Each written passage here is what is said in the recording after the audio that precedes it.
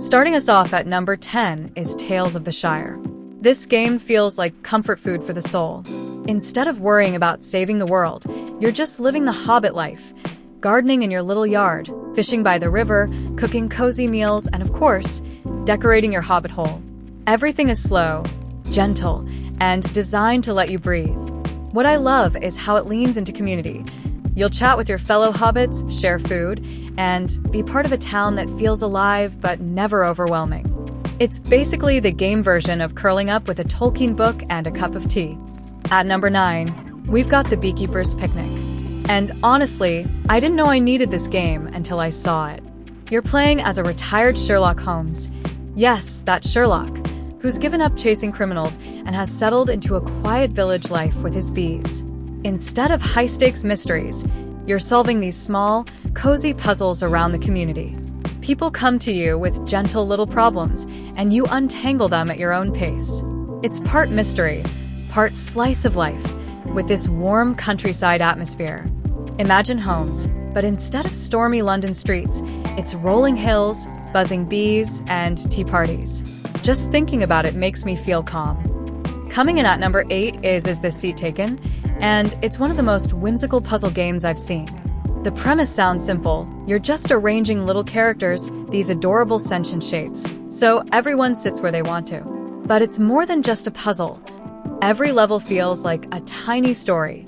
You'll learn what these characters like, what annoys them, and it's oddly satisfying to find the perfect arrangement. There's no time pressure, no fail state. It's just you, your imagination, and these quirky little personalities. It's the kind of game you can pick up for 10 minutes and instantly feel lighter. At number 7, we've got Spilled. And I have to say, this one feels good for the soul. You're piloting this little solar-powered boat, cruising through rivers and oceans, cleaning up pollution along the way. You'll scoop plastic out of the water, rescue animals that are stuck, and slowly upgrade your boat as you go. What's so cozy about it is the rhythm. You're just gliding across calm water, helping the environment, and watching things come back to life. It's one of those games where the gameplay feels relaxing, but you also get that deeper sense of purpose. Like every little thing you do makes the world brighter. Coming in at number 6 is Spirit Crossing, Netflix's cozy MMO. And okay, hear me out, MMOs don't usually scream cozy, right? But this one flips the script. Imagine a pastel-colored world where instead of battling, you're exploring, crafting, decorating, and building a home. There are creatures to befriend, neighbors to meet, and it's all about gentle social play. You can hang out with friends, wander together, and just exist in this beautiful, no-stress space.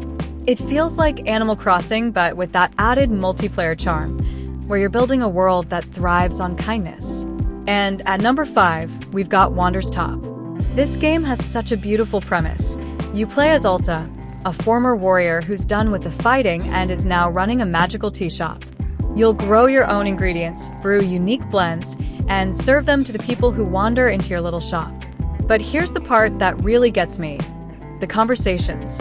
Every customer comes in with their own stories, their own struggles, and you get to be part of their healing, even as Ulta is quietly healing herself. It's cozy, yes, but it's also emotional in the best way. Like sitting down with a warm cup of tea and realizing you're exactly where you need to be. At number 4 is Tiny Bookshop, and this one feels like pure magic in game form. You're running a little traveling book trailer in a small seaside town. You decorate your shop, recommend books to locals, and really get to know the quirky people who stop by. Every interaction feels personal. You're not just selling books, you're curating stories for the right person at the right moment. The art style is soft, the pacing is gentle, and it gives you that nostalgic feeling of stepping into your favorite indie bookshop where time just slows down. Honestly, it's the perfect escape when you want something warm and thoughtful. Coming in at number 3 is Camp the Van. Make it home.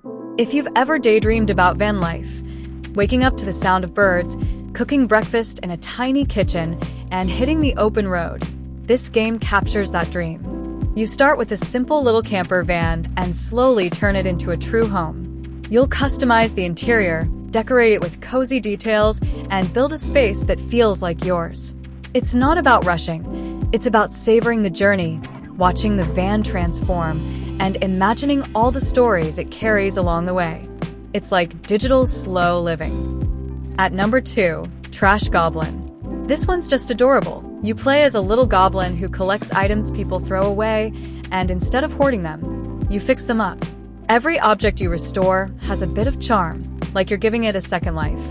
There's something really wholesome about it. It's creative, it's cute, and it even carries this gentle reminder that small acts of care make a big difference. The goblin itself is so lovable too. You can't help but smile while playing. It's cozy in that way where you just want to curl up and keep tinkering with things for hours. And finally, at number 1, we've got the Merry Fairy. This isn't about farming or big quests, it's about slowing down. You sit at a little magical desk and decorate a scrapbook with stickers, tapes, doodles, and cutouts.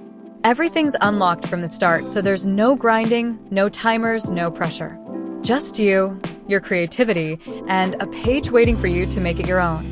The whole vibe is soft and whimsical, like you've stepped into a fairy's diary. With gentle music and cozy ambience, it feels more like a quiet ritual than a game. I will leave few minutes of music gameplay for you to enjoy. And if you loved the calm of unpacking or if journaling makes you happy, the Merry Fairy is going to be that perfect, soothing escape. And that's exactly why it's my number 1 cozy game for 2025.